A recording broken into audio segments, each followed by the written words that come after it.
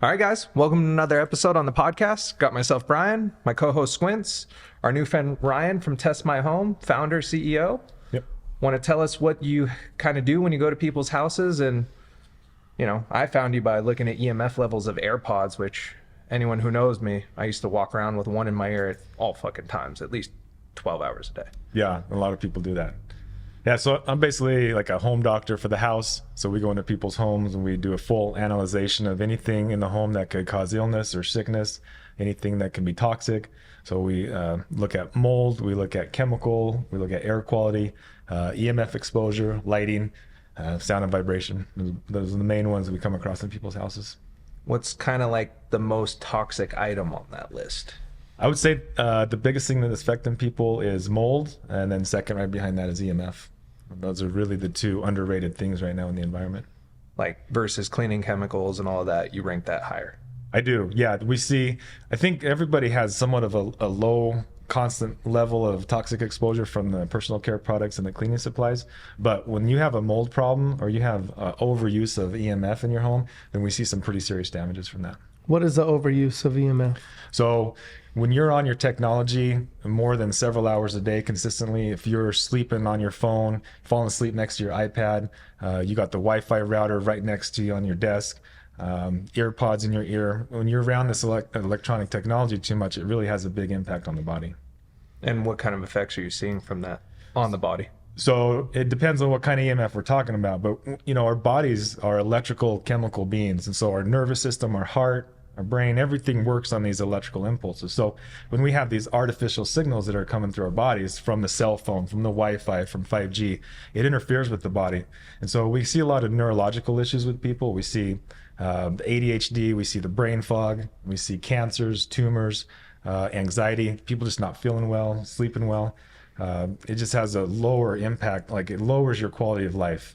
And if you're suffering from any kind of illness, it causes it so that you can't get better faster because it's a stress on the body. Scary. Yeah. I'm kind of speechless. We're all guilty, for lack of a better word, in the sense of we have a lot of electronical signals that are going on around us at all times, from our cell phone use and our kids and Right. the YouTubes and the TVs. Everything's streaming and everything's constantly. Even light switches that are wireless now. Yeah. Like all the little stuff you really don't think about. I saw one where you posted like just testing the lights and how the lights were you're gonna have to correct me, but the strobe rating versus natural light versus those lights, and your meter just went insane. Right. You know, our eyes are used to the sun. That's how we evolved on this planet, with the consistent glow and the full spectrum. And now we have these artificial lights all around us, and a lot of them are strobing, and they do that to save energy. Our eyes don't like that. That can cause a lot of issues with us. Yeah. I mean, there's seizure warnings on video games and other things from Right. this manufactured pulse, right? Yep, and that's more of the extreme case, but we have these low-level consistent strobing effects where we just feel that anxiety. We just feel like there's, and some people, they just don't like the lights on. They don't feel good with the lights, and it's typically the flicker rate that's causing those effects. I honestly prefer like when I'm in a room to have the lights off. Yeah, a lot of people are like that.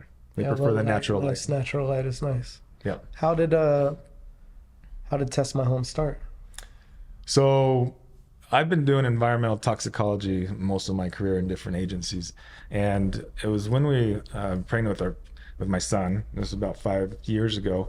We wanted to have someone come in to just go through our home just to make sure everything was fine. It was my wife's first baby, and so she was super cautious about everything.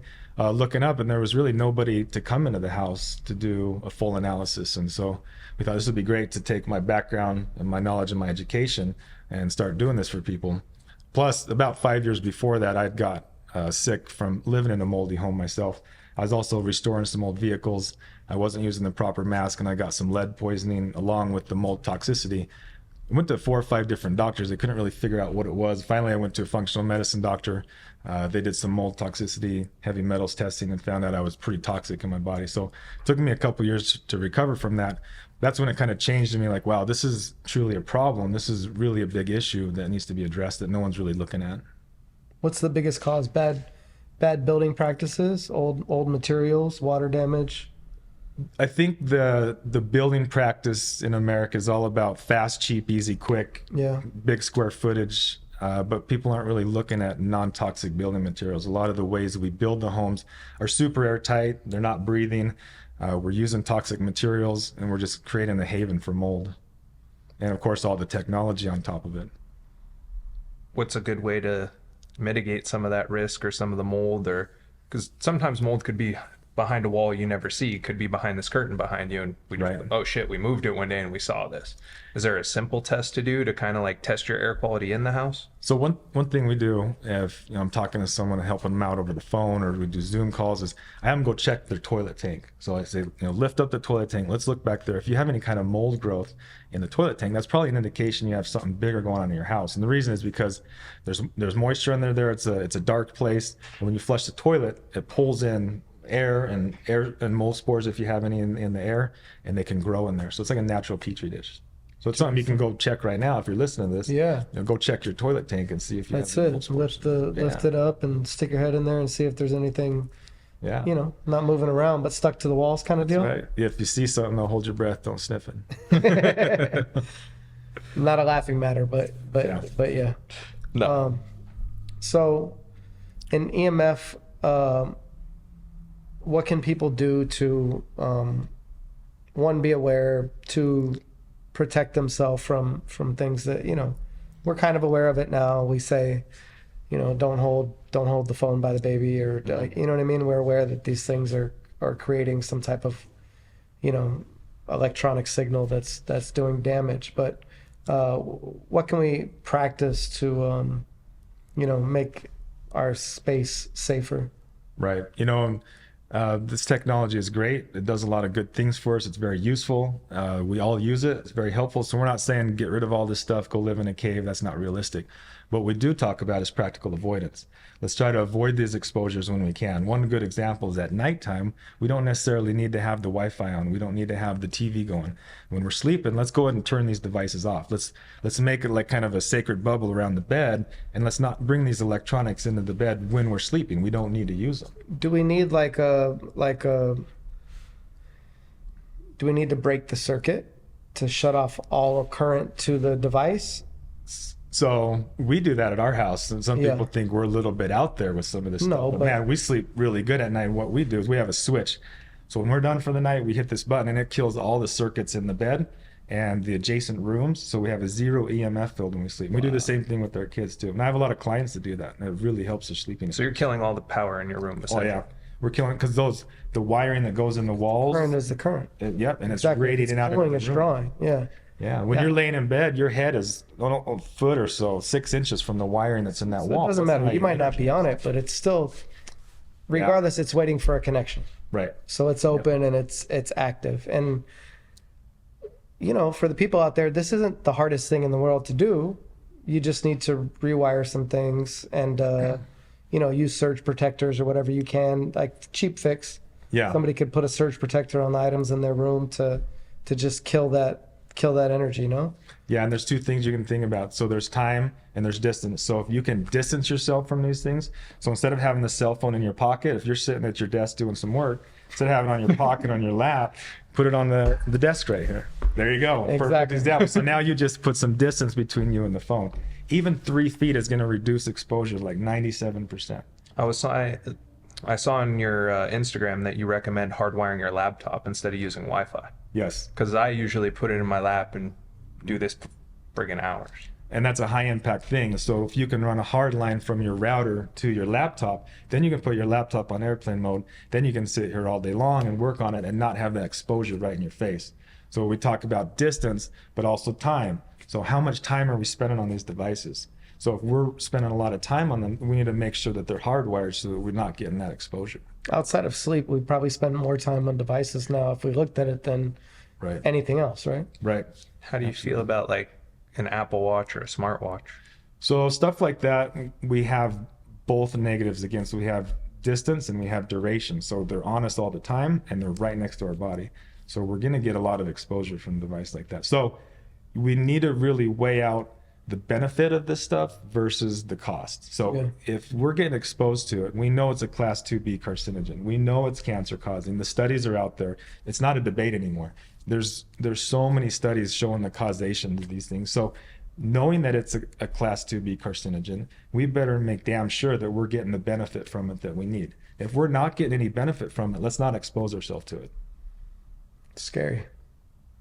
Because we're running around blind, and technology is exceeding rapidly and more rapidly, and we're acceptant to it because, like you said, it changes our quality of life, and it makes us more productive.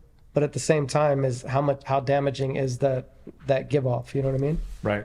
And distance. Maybe we don't need a smart computer in our pocket and a smart watch on our wrist to, if you're going running and you want to step count or do something else, right, then it's a necessary evil. But maybe not being exposed to multiple radiation sources is probably a wise step. And that's one of those things where you're getting the benefit from it. You're exercising, you're using it to motivate and track.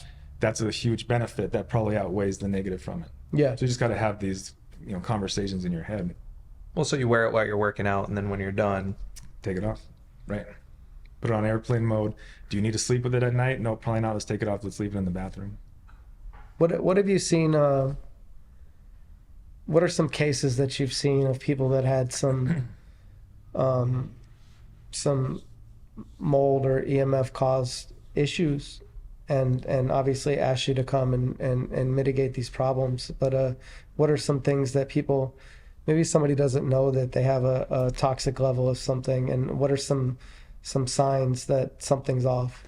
I'd say the biggest thing is that if you feel better outside of your house, I say, man, every time I go down to the beach, I feel great. When I go up to the lake, I feel great. When I go camping, I'm fine. When I go walk on the park, and as soon as I get back in my house, I start feeling crummy again. Or after I've been on my phone for about 30 minutes, and I start feeling a little brain fog or anxiety. These are some clues that you're sensitive to this stuff, and so you need to take that into account. What you can do is what I call a digital detox in your house. You can actually go out and just flip the breaker off to your house, the main breaker. Just go turn it off, put your cell phone in airplane mode, just hang out in your house for a couple hours and see if you actually improve the symptoms. And that's a big quick, clue. Easy test. Kill switch, bro.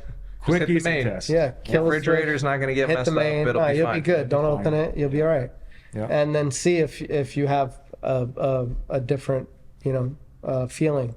Yeah. We got to trust our instincts. I think that we've started to rely on equipment and less on how do I feel about this or my daily, Trusting your gut kind of went out the window. Yeah, I mean, we all know that there's something going on and that we have these notions, but life's a lot and there's a lot of things going on, so it's hard to pinpoint it. Even if we're aware of the fact that we're overexposing ourselves and the kids and and these things, like it's hard to break the daily routine and take note of, this is an issue, I could do something different. So yeah, it's cool to know that it's okay to shut off, shut down, and take some notes and see how things are really working. Yeah, and a lot of people don't tie their symptoms to EMF because they never really get away from it. Think when the last time that you were not around your phone, or that you were not inside of a building with Wi-Fi or EMF, or you were not next to a cell tower. How often are we actually in those environments? Since the iPhone has existed, you know what I mean? Or you're off the grid for whatever reason, somewhere where it can't touch you. Right. And you're out of sight, out of mind. But for the most part, it's been 5-6 years for most people on Earth that they don't have a complete connection to something, Right. And so because of that, they don't have anything to compare it to. No, we don't. And we're accelerating with a lot of neurological type disorders and mental type disorders. And we're looking for the fingers to point in the cause. And maybe the elephant in the room is our pocket computer that is giving us all this information, but at the same time transmitting it and causing other issues. Yeah, and a lot of you mentioned something about looking for that smoking gun or that one thing, that one problem that it is. And usually what we find, it's a combination of things. It's usually not just one thing. Sometimes when we have a really bad mold issue, in fact, we just did an assessment last week where the family had a leak and they all started getting the symptoms. They didn't address the leak, and it turned out to be black mold infested through their whole house, and they ended up getting really sick. We got them to move out of the house, and their symptoms are getting better. But in the majority of cases, it's a combination of things. We have a little bit of mold over here, a little bit of mold over there. We have some toxic chemicals that we're using for cleaning supplies. We got some fragrances that we're using that we're breathing in. We got overuse of some EMF. We got blue light. We're not getting the sleep that we need. Then on top of that, you add the stresses of normal everyday life. Then maybe we're not eating as healthy as we should be. Maybe we're not getting to the gym like we should. And so when you start adding all these things together, it's no wonder we feel like crap. It's no wonder the cancer rates are through the roof and everybody's suffering from these chronic illnesses. So we got to start hitting these things one at a time and start dealing with these issues. We're off balance. Way off balance. As humanity in general, we're off balance of our natural. Yes. Our natural clock, the natural flow of things. We got way off track, and we're not even, these are the basic things. Clean water, clean air, clean thoughts, clean food. These are basic things that we should be doing that a lot of people just simply are not implemented in their lives. How do you feel about lighting candles around your house? I think candles are great. I like the natural light. I like the mood, but you want to make sure that it's like a soy-based or it's a beeswax candle. You don't want to use the petroleum-based candles with the fragrances. Otherwise, we're just fragrances are releasing those dangerous, huh? Fragrances equal toxic chemicals. Yeah. Yeah. When it says fresh mountain spring air on the bottle, that's not fresh mountain spring air. That's the chemical that's made to smell that way. And that can be an endocrine disruptor. It can mess with our hormones. It's got phthalates in them.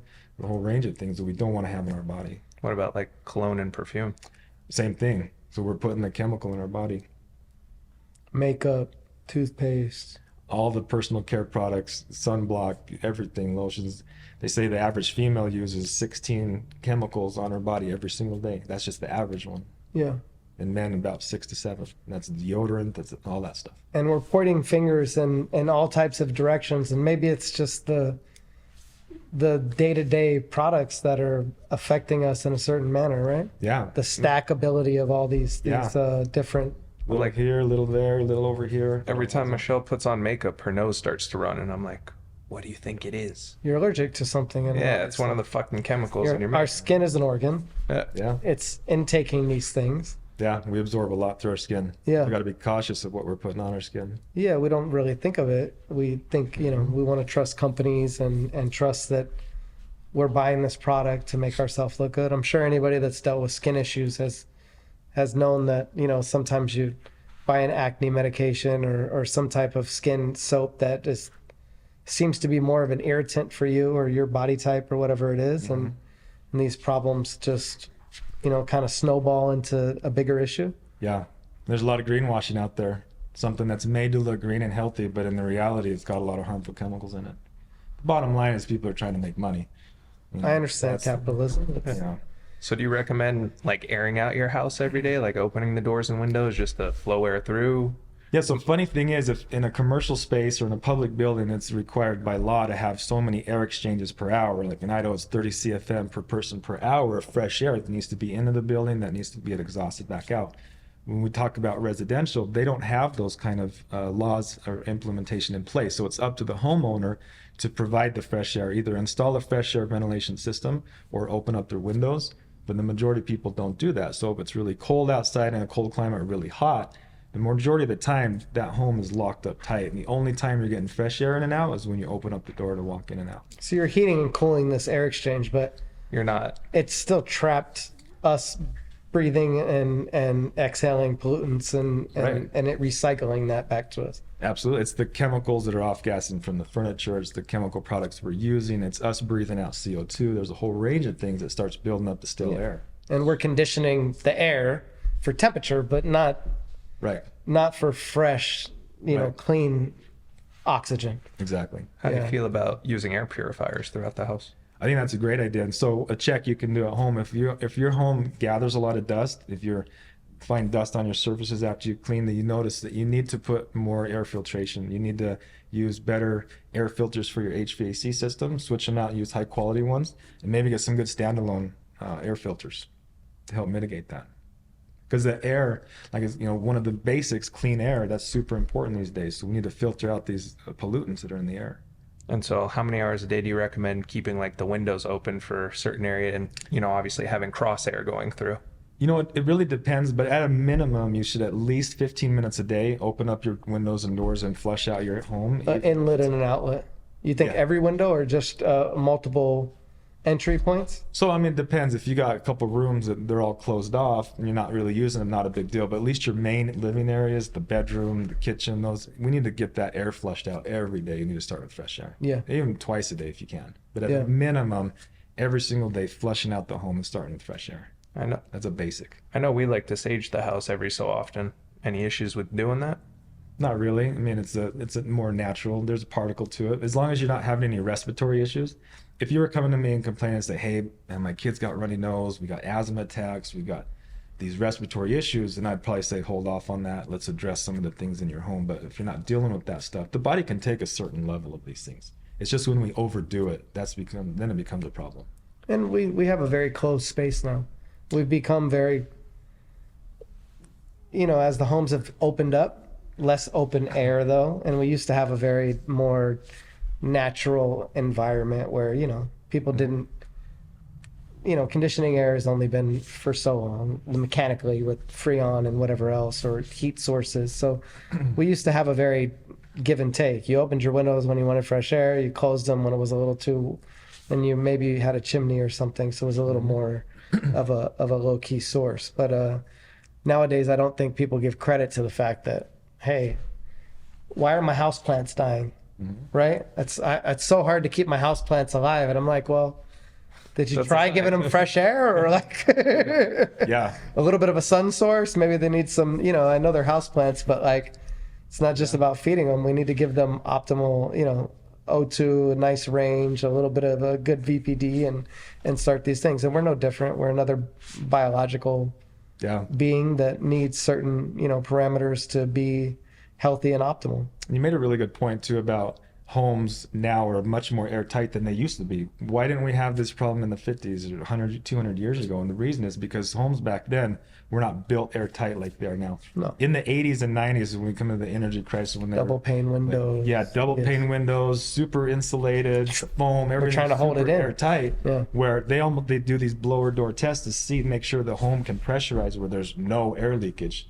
Well, when we started doing that, that's when sick building syndrome really started getting a big deal because nothing was being ventilated. We like to go down to Mexico a lot. We go down there and places on the beach, we see the mold growing and stuff. Well, how come these people aren't really sick? Well, the reason is because all those homes have so much ventilation. In fact, a lot of the windows don't even close. They're completely open all the time. So they have air There's exchange. just so much ventilation going through there, so it's not really a problem. It's when we lock everything up airtight. That's when we come up with these issues. That's when we have the problems. It's kind of fucking up my day a little bit. We do that sometimes. Educating you to an extent that you can start, the kill switch thing is a great tool. Yeah. The simple, it's so easy for everybody to open up a couple of windows in a main living space Easy. and have an Free inlet time. outlet to let air blow through.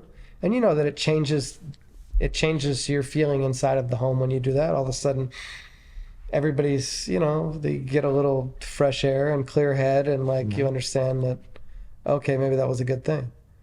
Yeah, if you can go outside and go inside and you can smell a difference in your home, it's musty, it's stale. You should be able to not really smell the difference between outside air and inside air. It should be pretty equal. Yeah, if there's a fire source or smoke source outside, you should be able to smell it inside. And that's a different thing. If it's a bad pollution day or it's fire smoke out day, that's one instance when we want to close up. Yeah, of But the course. majority of the time, and you can check these on websites, airnow.gov or Breezometer, you can log on and see what's my air quality outside. And as long as it's sufficient and in the green or a little in the yellow, let's get that fresh air in.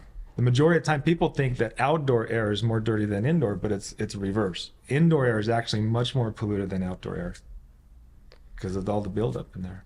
Let's talk about household chemicals for a little while because, we all like to keep a clean home. And then sometimes an overly clean home with certain products can be a health pollutant. Yes, absolutely. So we use a website called EWG. It's Environmental Working Group. And you can actually scan the barcode on an item, like a cleaning supply or a cosmetic, and it's going to rate it on a scale from 1 to 10, how dangerous it is for your body. Oh, wow. And so you can use that as kind of a gauge and say, okay, everything 2 and higher, I'm not going to allow that into my home because I know that's doing harm to my body.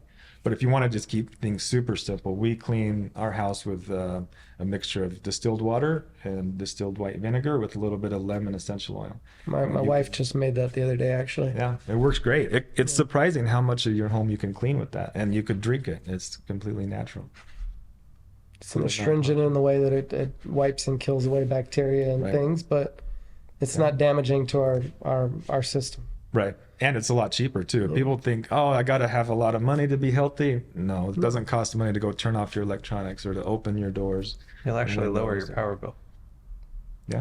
It could be more cost effective actually, but we're just, we've been trained to smell is such a key factor to human senses. So we're attracted to Christmas, we're attracted to seasons, we're attracted to fabuloso or pine sol or these comet or these things that we've grown up smelling that were cleaned or cooked or used. And these things bring joy to us because we think of happy times, but in turn this fragrance could be very damaging. Fabric softeners, and that detergent, one thing I got to work with my clients is overcoming that addiction to a certain smell. It brings back a memory that's very powerful to us, and we grew up smelling the clove and the cinnamon and then this at certain holidays. But we need to train our brain that clean doesn't have a smell. Our home should smell neutral. And so when we walk into a house, there shouldn't be a smell. That's the ultimate clean. That's the ultimate level up right there, is to have a neutral smelling house. That way, when you do have a problem that comes up, let's say we have a mold situation or we have bacteria, or we have a dead mouse, we can smell it pretty quick. You notice it. We notice it. There's off. Something wrong. There's something off. What is it? And we can fix it and we can address it. Right now, we have these biologicals in the home that are smelling, and then we take a chemical and we cover that up. So now we have a biological contaminant and then we have a chemical contaminant. Yeah. You can only imagine what that can do to the body after day in and day out. And they say we spend over 92% of our lives indoors right now as Americans. That's inside of our work, inside of our home, inside of our vehicle. Yeah. So we're not addressing that indoor environment and making sure that it's pure. It's no wonder we're having these issues. Air fresheners in the car, air fresheners in the home, the Glade plugins. We went through multiple stages of the evolution of pollutants, basically. Yeah. Like home contaminants, car contaminants, office contaminants, cleaning, freshener, masking the fact that we didn't have proper air exchange or filtration. Yeah. So if you're an entrepreneur or you work in an office space, making that space super healthy and non-toxic is going to increase the productivity of your workers. It's going to decrease the sick days. It's going to make people happier and feel better. They're not going to have that afternoon slump when they feel tired because they've been exposed to these chemicals all day long or the technology. So it's super critical. This stuff pays off to take care of this stuff, not only for your health, but for productivity. Let me ask you another question about lighting with these strobes and these new LED technology and different light spectrums. How do you feel about incandescent or old school fluorescent or LED technology? What do you see with us being out of rhythm with our natural? Yeah, so it's no coincidence that our sleep schedule is directly in line with the sun. When the sun goes down, we go to sleep. When it's up, we're awake. That's not a coincidence. We've evolved on this planet using the cues of light to dictate our circadian rhythm. So it's extremely important that we try to mimic that, what nature does. So when the sun starts to go down, ancestrally, our eyes would see the fire, it would see candles, it would see lanterns, and that's the yellow glow. It's a consistent glow. And so our eyes are used to that. Now, speed forward to modern days with all of this artificial lighting, it's strobing, it's got really sharp blue hues in it. That's tricking our brain and telling us it's actually the middle of the day. Because when we see those reds, and those blues are no longer in the spectrum, that's telling the body to produce melatonin and start getting us ready for sleep. So one of the worst things we can do now is jump on our phone right before bed or watch TV or get on the computer with all the blue light. It's totally wrecking our circadian rhythm, and we're not going to get into that deep sleep that our body truly needs. So it's really important to try to mimic nature. So light bulbs, we want to stay away from CFL bulbs, from fluorescent bulbs, not only because of the strobing effect and the blue light, but also they have vapor mercury in them. So if those things break or crack in your home, it's going to release a heavy metal that you could ingest. Incandescent bulbs are the best. They're the most natural, if we can go with that. There are some LEDs that are pretty healthy, but there's some that are pretty bad as well. Halogen bulbs are also good. when in doubt, just mimic what the sun is doing. Stick with nature as your guide when you're ever in doubt. Yeah. Yeah, nature, you know, been here before us, be here after us, I'm sure. So, Yeah. I had a train of thought and I just lost it, but it was going somewhere. It was light. Then,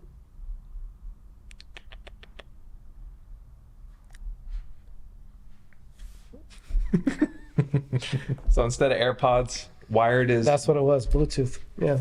Yeah, so anytime we can replace a wireless technology with a wired version, let's do it. And we can in a lot. So that's a perfect example. Instead of AirPods, wired technology. Instead of a wireless mouse and keyboard, let's go ahead and wire it up. There's no reason not to run that wire over there and to have that interference. The printer sitting on your desk, go and just plug it in and do the hardwire. There's no reason to have it wireless. So all of these little things that we just talked about right there will reduce exposure exponentially, and it's not going to really take away from the convenience. Does Bluetooth, it works differently than Wi-Fi signal, Right. no? Yes. But both are detrimental to us. It is. Bluetooth is a lot less powerful than Wi-Fi. Bluetooth only has to travel within the room, maybe 20, 50 feet, whereas Wi-Fi needs to extend all the way through the house in most cases. It can travel up to 100 yards out in the open. So when we have the choice between the two, we want to choose Wi-Fi or Bluetooth. The problem with Bluetooth is most of the Bluetooth technology is designed to be on our body. So then we're back to that proximity. And so the closer it is to us, it doesn't have to be very powerful to have a big impact on us. If it's on our body, if it's a watch, or if it's headphones, or if it's a speaker that's really near to us. Are you a fan of Bluetooth speakers? I mean, I'm a fan of music. I'm a fan of speakers. If we can choose a wired version over the wireless, I'm going to choose wired every day. But if we're out on the boat or we're at a party and we're going to use the Bluetooth, do it, enjoy it, have fun, and don't stress about it. But if there's an option, if we can use a wired version and then not get the exposure on top of it, yeah, let's do that. What are some proximity ranges that negate some of these bad effects? Like how far away? I think you said 3 feet or a couple of feet at least. No, I like to go with the 8-foot rule of thumb for a lot of these appliances, a lot of this technology, this wireless stuff, especially in the bedroom. And that extends to things on the other side of the wall. Sometimes you have your bed and you're laying there, but what's on the other side? Is there a fridge? Is there a washing machine? Is there the electrical panel? A Wi-Fi in the other room? I've heard some stories about this recently, actually, reading online about people's bedrooms being facing appliances or like heavy power situations and things of that nature, and not really thinking that these things are grounded. There's a current coming through. It's technically connected, and your bed's against a wall outlet, so they are touching you, huh? Where we see a lot of the exposures from the actual motor. So let's say on the fridge, we got the compressor that is spinning in the Freon. It's using a magnetic field to spin that motor. That magnetic field is extending out 6 to 8 feet. Wow. And it's going right through our body. And what it's doing is it's interacting with the iron in our blood and the heavy metal. So imagine if I had a magnet and I had a handful of nails, it's going to attract. If I change the polarity, it's going to move. We're going to get this vibrational effect. So when these waves are traveling through my body 60 times a second, it's interacting with the iron and the hemoglobin in my blood and the heavy metals. It's also interacting with the nervous system. So the nervous system in my body, when I go like this, when I touch something, and when I feel sensations, or when I tell my muscles to move, that's an electrical impulse that's traveling on my nervous system. Now, when that magnetic field wave goes through my nervous system, it creates microcurrents. It's just how a generator works. And so those little microcurrents that are going through my body causes interference and causes inflammation, and the brain doesn't like that, and that causes a whole range of issues, eventually tumors and cancers if you're in those fields too long. Because it's breaking up the natural flow of our Breaking up the natural flow. organic electrical. We're an organic electrical being. Absolutely. Yeah, we're not used to that. It's not natural to us. It's only the last 100 years where we've introduced this to the body. Yeah. If this would have been introduced over 1,000 years, 2,000 years, our bodies would have evolved to be able to withstand this. The problem is it's been introduced so fast within 1 or 2 generations that our bodies haven't been able to evolve fast enough. It's getting more powerful and faster and more Right. powerful. Right. It's exceeding exponentially. Right. How do you feel about more of like hippie practices of like grounding yourself to the earth or grounding your bed and those type of things? Can you speak on that a little bit? Yeah, grounding is probably one of the biggest misused things. There's a difference between grounding and earthing and shielding. Those are three different things, and people get them all confused. Earthing is when I go out and I walk on the beach with my bare feet. It's when I go stand in the grass. It's when I connect with earth physically with my body. Now, grounding is something that's done in an electrical system. So all of our appliances, everything needs to have a ground on it for shock protection. Now, where people get misunderstood is they think they can earth through the grounding system. What that does is it connects them to the electrical system of the house, which can have interference on it. It can have currents on it. It can cause a whole range of issues through the body. So it's different than going out and standing on earth. So you see these pads where they're plugging it into the outlet and you're laying on it. That's not really a good idea. There's another problem with that too, is you are now making yourself part of the circuit in the house. Yes. These electrical fields are charged electrons. They're trying to get back to earth, and they see you plugged into the grounding circuit. They say, oh, there's a good path to get back to ground. I'm going to send current through that body. So you're actually going to make things worse. So the last thing you want to do is, if you're in an office or in the bed and you have all the electronics around, is to now make yourself a grounding rod. That's the last thing you want to do. But yeah, going out and standing out on the grass, going to the beach and taking your shoes off, that's really good stuff. There's a lot of science behind that. Yeah. And we are natural, energy conductors, because we've all done the key under the chin, or make yourself a better signal for whatever reason, and it works. It does. It does. We can amplify electrical currents and things through ourselves. So, but we don't want to do that. That's not a good. It's not a good thing, because we are pulling on the natural flow of our blood flow and the metals that are inside of our blood and everything else. Yeah, and so people that have higher iron or have higher heavy metals in their body are more sensitive to EMF. They are more reactive to this stuff. But that's why, when you hold hands with your wife or something, you feel connected with somebody. Yeah. Or when you're around somebody that has a bad vibe, that energy is real. That thing that you're feeling is real, and it's actually measurable. So we have equipment that can measure that. Wow. We can measure the energy that your body's putting off. We can put it on an oscilloscope, and we can see when you hold hands with someone else, both of your frequencies start to align. Those are real things that we can measure. So this is all science-based stuff. Have you seen like abnormal anomalies in certain spaces and things since you're doing these type of tests and stuff? I've seen some. Not to get esoteric, but things are registerable, right? Yeah. No, I've seen some weird stuff for sure. Yeah. Yeah. Not your it's not your mode of information sharing, but there's definitely some things out there, huh? For sure. Yeah. There's a lot we all have to learn. Yeah. Definitely.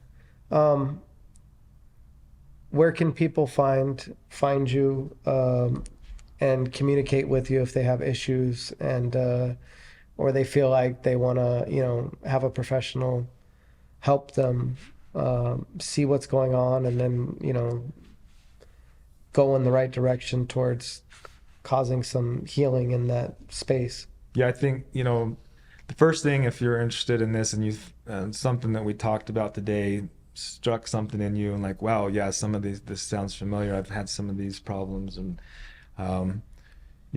change your environment up a little bit. See if it helps. Go down to the beach, go up to the cabin for a while, change and see if it makes a difference. If it does, that's a really big red flag. There's something going on in your environment. So then you can.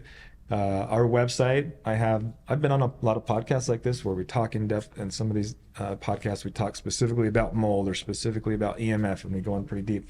Listen to those and implement some of the free advice that we talk about, and then continue down that path. But you can get a hold of us, our website, testmyhome.com. You can fill out a client intake form.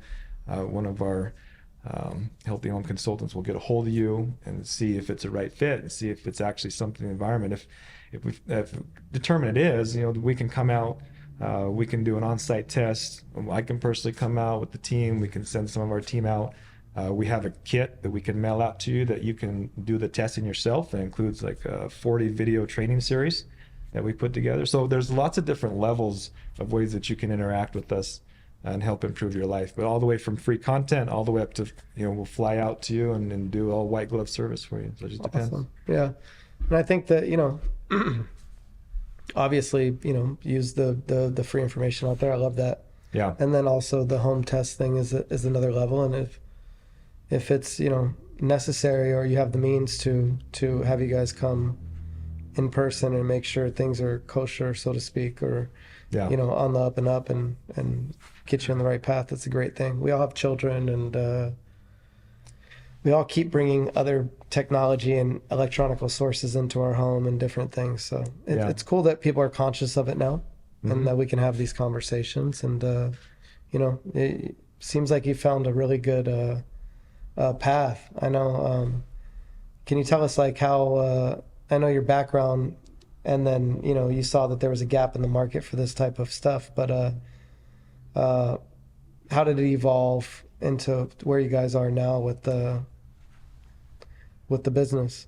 We just started reaching out to people, doctors, usually functional medicine doctors, and trying to find those people out there that are suffering like I was in the beginning, and was able to fix it all from environmental stuff. And we go to the different doctors and say, hey, who do you have that's suffering, that's sickness, that's having a hard time getting better? Let's go out there and check out their homes and see what's going on. And we started to see a lot of success from that, and just kind of snowballed into that. And so now we kind of have three main clientele. We have your worriers, your warriors, and your sufferers. And the worriers are that's usually the mom with the first kid, and she just wants to make sure the home's okay and being mama bear and taking care of everything.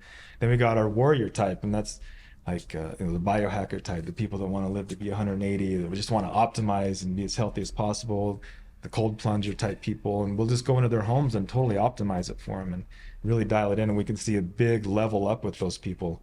And then we got the sufferers, and those are the people that are sick, that are dealing with chronic illness. Maybe it's cancer, maybe it's something that's a terminal, and they're just trying to get extra lives or extra years out of their life.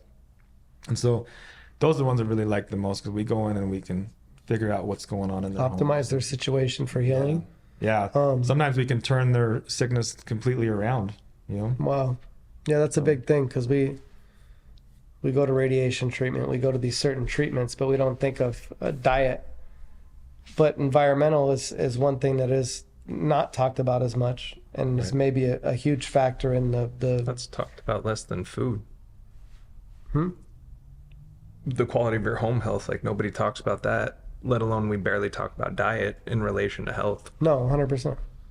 Yeah. We've been taught the quick fix of give us the pill for what ails us instead of fixing the elements. The American way, It's interesting. So I was a child actor, and I did a film when I was young. It was called Safe. It's by this artsy director. His name was Todd Phillips. And this was in, we were shooting it right around the time of when was the earthquake here? 94? 94, yeah. Yeah, so it was in 94 we shot this film. The movie was called Safe. It starred Julianne Moore. And she went to a retreat because she played my stepmom in the film. But she was a star, and she went to a retreat because of electronic exposure. She basically became allergic. This just came to mind as we were talking. It's a long time ago. Yeah, it was a long time ago. Yeah. So it's super advanced, and I just now made the correlation with it, like understanding it, but come back to it. But yeah, she had went to some retreat in Malibu to get away from all electronic and electronical devices, because she felt like she was it was causing her dramatic health problems, So I guess I got to go back and look at this film now that we're speaking on it, because obviously they were onto something at an early time. Yeah, 94 to shoot this film. Yeah, it was a very artsy like art type film. He's a very artsy director. She was a big star at the time as well. So it's interesting. I'm gonna go take another look at it, because maybe they were precursors to knowing that this was kind of ramping up. And it's amazing how many people are actually sensitive to EMF. I would have no idea when I first started doing this how many people are actually sensitive to it. So I'm a little sensitive to EMF. I used to be on 4 different medications. I was on Adderall for adult ADD. I was on Effexor for anxiety. I was taking some heartburn medication and one other one. And now I'm not on any medication. So once I went Wi-Fi free, EMF free at my house, man, my brain fog just went away. And now almost if I take Adderall, I go the other way. I feel like I'm on a drug or something. Now I don't need it anymore. But when I start being exposed to a lot of electronics, if I'm in a client's house or friend's house and there's a lot of EMF, I start to feel a little dumbed down again.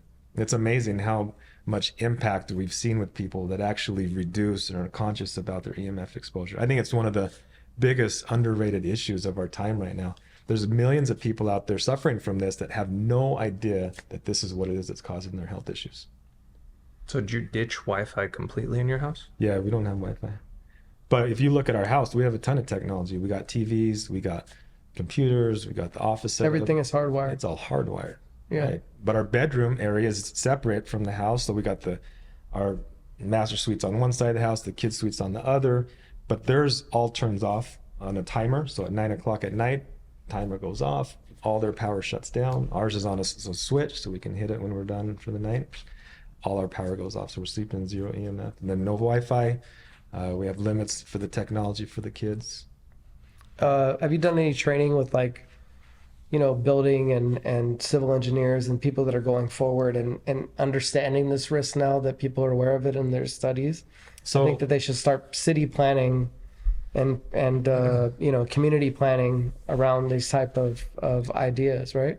That's one thing I'd love to branch into more. Being entrepreneurial minded, it's always easy sometimes to chase all the little different opportunities that people come to me all the time wanting to help and do that. But right now we're trying to stay pretty laser focused on in-home testing and just strictly testing and consulting. But that's something I would definitely love to branch out into and help build these homes from ground up, work with builders.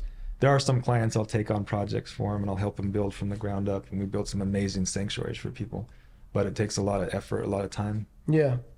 Yeah, and like-minded individuals to see that. There's a big need for it. There is. This industry is just getting started. And like you said, it's looked at last in a lot of times, if at all. Let's look at nutrition, let's look at fitness, let's look at your medical history, your blood work, let's look at all these other things. But what's the environment doing? How many times do people ask about the environment? Not much. Every guy keeps their phone in their front pocket or back pocket. Yeah, and I can show you some crazy studies that show direct correlation to decrease in testosterone levels. Really? So when you talk about hormone therapy and that, how many of these people actually really needed that if they would have stayed away from and kept the phone out of their pocket, away from their nuts? So what do you recommend, a man purse? Don't put it in your pocket. If you do, slip it on airplane mode real quick and put it in your pocket. Does airplane mode significantly, it cuts off communication with the grid, so to speak? It does. So it shuts off that antenna from transmitting out. Okay. Yeah. Hard for people to do, but is something about thinking, because we constantly have it on us, connected to us. Yeah. There's one company called Lamb sent me like all their EMF underwear. Oh, I seen that, the beanies and the Dude, the I put my phone inside of it and wrapped it up. It actually killed from it being able to reach a cell phone call. Yep. Yeah. I got the Lamb stuff too. It works pretty good. Although funny thing was I wore it on a plane and I went through the scanners and I lit up like a crisp. They were patting me down. They sent you into secondary. They're like, what in the heck? Yeah. Because all that stuff reflected right off it. Gotcha. Yeah. You want to give us did we talk about the website and social and the way people can find you? Yeah, just Test My Home on Instagram at Test My Home and testmyhome.com. Just Google it. We have pretty good SEO. It should come right up. And then we'll put the link in the description down below to reach you. Yeah. Appreciate you coming out and extending your trip to come and meet with us. Yeah, you bet. Yeah, thank you. I definitely I have some things to go home and think about and start to rearrange kill switches, things of that nature.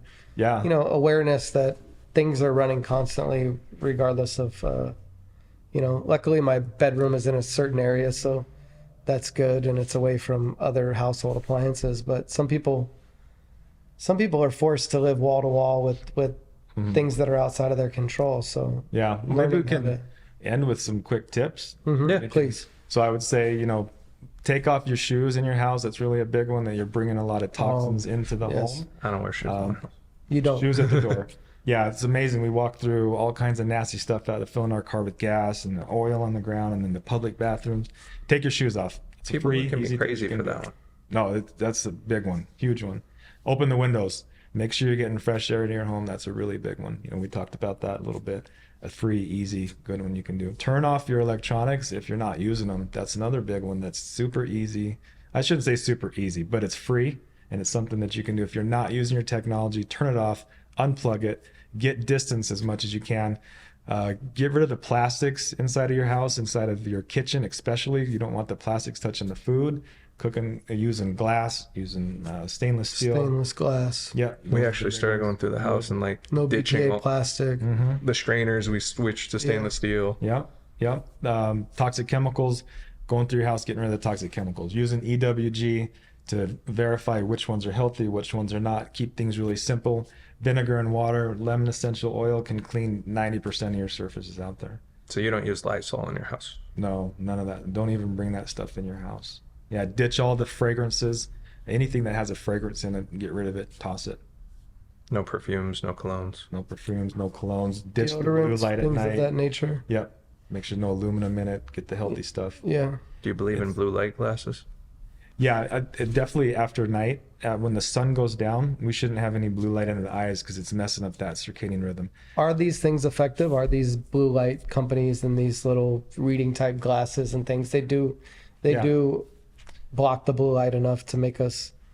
Yeah, and I mean, some better than others, of course, but they're definitely making an impact. It's worth doing. Okay, cool. Yeah. Yeah. When it comes to lighting, mimic the sun. An hour or two before bed, make sure we're turning down the lights. We have 2 different sets of lights in our house. We have what's called the utility lights. It's our can lights that's more bright. And at least 2 hours before bed, those come off. And then we use more of our mood lights. It's going to be the amber colored lights, the red colored lights. And we have those in fixtures throughout the house. So it's more dim and it's more red and amber. We'll mimic what a fire would look like. I understand. It's a lot easier to get the kids to bed. I saw that. because we use a night light in our room, and I saw that you want to switch from like a white night light to a red. Yes. Yeah, because the white has that full spectrum, just like it would in the middle of the day. It doesn't take much for that to reset the circadian rhythm and mess that up. We got a lot of shit to fix. Those Yeah. are quick, easy tips you can start implementing Tips are right great. away. Though. Yeah. And like you said, I love that, it's not come give me some money to tell you these things, but here, Yeah. try this first. This Sure, is definitely going to make your quality of life better. Yeah. These are simple things. Match the natural cycle of life. Cut off the connection to these things. Fresh air. Big one. Things that should be common nature, but we don't. So, It's easy to become creatures of habit. you start slowly drifting off path. Next thing you know, you're way over here, way out in left field. Yeah. You don't even realize it. Awesome. Well, Yeah. my eyes are open, and I'm definitely going to implement some of these things in my life now. I appreciate that. And I think that, studies will find that, us getting back to the natural flow of things is going to have a great effect on us as a whole as technology continues to spiral forward. Yes. We got to do our part to get away from it as much as we can. Yep. Pay now or pay later. Yeah, it's got to be a tool, right? Like you said, an educated thing of I'm going to, expose myself at this limit based on what I'm gaining from it. Yep. If You it's gotta balance just that out. a button to occupy ourselves, then it's probably a bad thing. Yeah. Right. Yep. Yeah. Anything you want to leave people with before we get out of here? Just keep it simple. Focus on the basic stuff. Don't stress out about it. That's the last thing we want to do. Don't get overwhelmed with it. Take baby steps, one thing at a time.